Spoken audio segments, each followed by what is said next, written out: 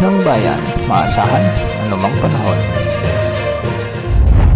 Magandang araw po sa ating lahat. Narito ang update sa lagay ng panahon ngayong Martes, April 9, 2024. Mainit na panahon pa rin ang aasahan sa buong bansa dahil sa umiiral na easterlies o ang mainit na hangin mula sa karagatang Pasipiko.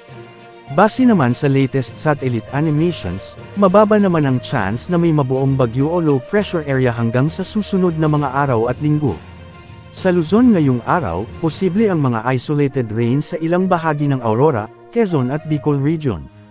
Posible namang maging maulap ang ilang bahagi ng Metro Manila at Calabarzon ngayong araw kaya maging handa pa rin dahil posible ang mga isolated rains dulot ng easterlies at localized thunderstorms.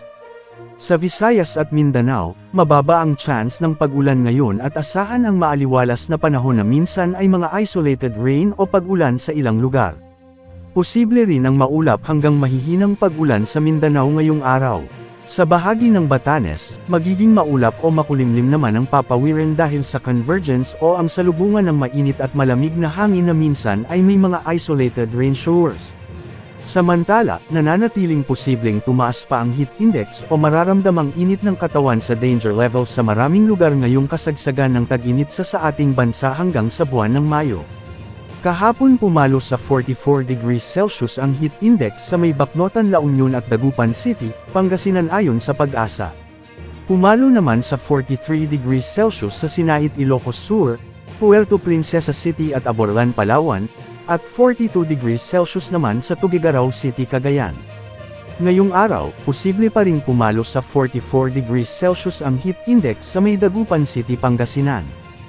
43 degrees Celsius naman sa Aborlan, Palawan at Puerto Princesa City, at 42 degrees Celsius naman sa Bacnotan, La Union, Tuguegarao City, Cagayan at Zamboanga City.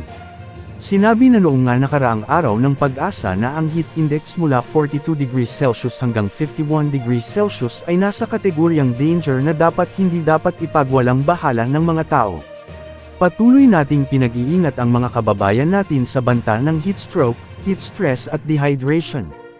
Yan po ang update sa lagay ng panahon. Ito po ang weather update ng bayan, maaasahan anumang panahon.